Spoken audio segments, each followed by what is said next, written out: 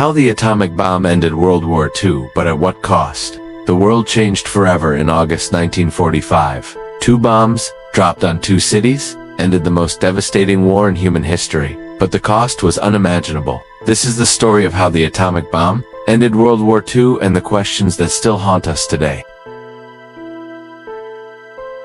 The road to the bomb. World War II had raged for 6 long years.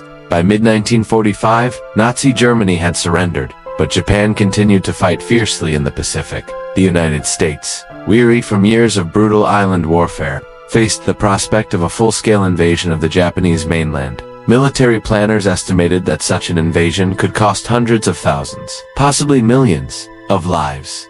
In secret, American scientists had been working on a weapon that could end the war in a single strike. This top-secret effort was known as the Manhattan Project. Led by physicist J. Robert Oppenheimer, the Manhattan Project brought together some of the greatest scientific minds of the time.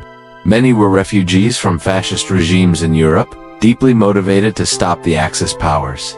The project aimed at harness the power of nuclear fission, the splitting of atoms, to create a bomb of unprecedented destructive force. On July 16, 1945, the first successful test of an atomic bomb took place in the New Mexico desert. The explosion, known as the Trinity test, lit up the sky and shook the earth. The bomb worked. Now, the question was, should it be used?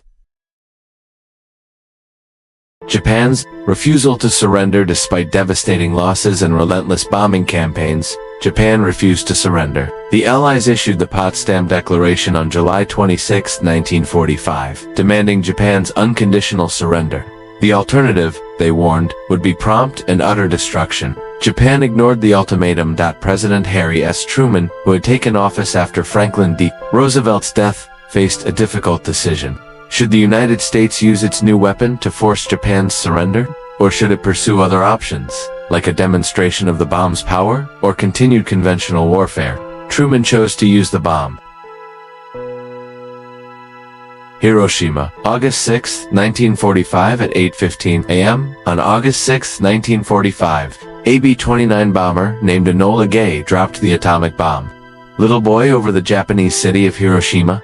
The explosion was immediate and catastrophic. A blinding flash lit up the sky, followed by a massive shockwave and a towering mushroom cloud. The city was flattened. An estimated 70,000 to 80,000 people died instantly. Tens of thousands more would die in the following weeks and months from burns, injuries, and radiation sickness. Hiroshima had been chosen as a target because it was a major military center with minimal previous bombing damage. The goal was to demonstrate the bomb's full power. Survivors described scenes of unimaginable horror, people with skin hanging off their bodies, buildings reduced to rubble, and fires raging across the city. Nagasaki, August 9, 1945. 3 days later, on August 9, a second bomb, Fat Man, was dropped on Nagasaki. Nagasaki was not the original target. The city of Kokura had been selected, but cloud cover forced the bomber to divert. Nagasaki, a city with significant industrial and military importance, became the new target. The bomb exploded with even greater force than the one dropped on Hiroshima. An estimated 40,000 people died instantly, with the death toll rising to 60,000 to 80,000 in the following months. The destruction was total. The blast leveled buildings, ignited fires, and unleashed deadly radiation. Japan surrenders on August 15, 1945. Emperor Hirohito addressed the Japanese people in a historic radio broadcast. He announced Japan's unconditional surrender, citing the devastating power of a new and most cruel bomb. World War II was over.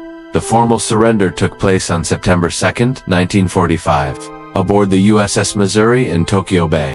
The moral debate, use of atomic bombs on Hiroshima and Nagasaki, remains one of the most controversial decisions in history. Supporters argue that the bombings saved lives by avoiding a prolonged war and a bloody invasion of Japan. They point to the fierce resistance shown by Japanese forces in battles like Okinawa and Iwo Jima, where American casualties were high. Critics, however, question whether Japan was already on the brink of surrender. They argue that the bombings targeted civilians and caused unnecessary suffering. Some believe a demonstration of the bomb's power could have been enough to force surrender. Even members of the Manhattan Project like physicist Leo Szilard, opposed the use of the bomb on civilian targets. Others, like Hans Beatty, believed the second bomb was unnecessary. President Truman later defended his decision, stating that it was necessary to end the war quickly and save lives. Bombings of Hiroshima and Nagasaki marked the beginning of the nuclear age. The world had witnessed the power of atomic weapons, and the implications were profound. The bombings led to an arms race between the United States and the Soviet Union, sparking the Cold War. Nations around the world began developing their own nuclear arsenals. The threat of nuclear war became a constant presence in global politics. The bombings also led to the creation of international treaties aimed at controlling the spread of nuclear weapons, such as the Non-Proliferation Treaty, NPT. The human cost by the end of 1945, an estimated 210,000 people had died as a result of the atomic bombings.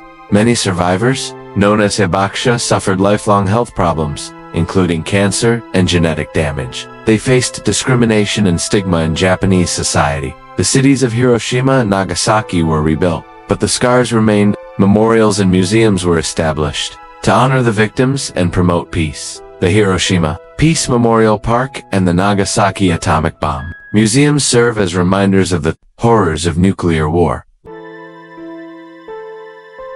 Lessons from history. Atomic bomb ended World War II, but it also ushered in a new era of fear and uncertainty. It forced the world to confront the ethical implications of scientific progress. It raised questions about the value of human life, the limits of warfare, and the responsibilities of power. Today, the bombings of Hiroshima and Nagasaki are studied not just as historical events, but as moral lessons. They remind us of the devastating consequences of war and the urgent need for peace. Final thoughts. The decision to drop the atomic bomb was made in a time of war. Under immense pressure, it ended a conflict that had claimed millions of lives, but it also opened the door to a new kind of destruction. As we reflect on these events, we must ask ourselves, what is the true cost of victory, and how can we ensure that such weapons are never used again? The story of Hiroshima and Nagasaki is not just about the end of a war. It's about the beginning of a new world and the choices we must make to protect it. What do you think? Was the atomic bomb justified? Comment your thoughts. Like if you learned something. Subscribe for more history that hits hard.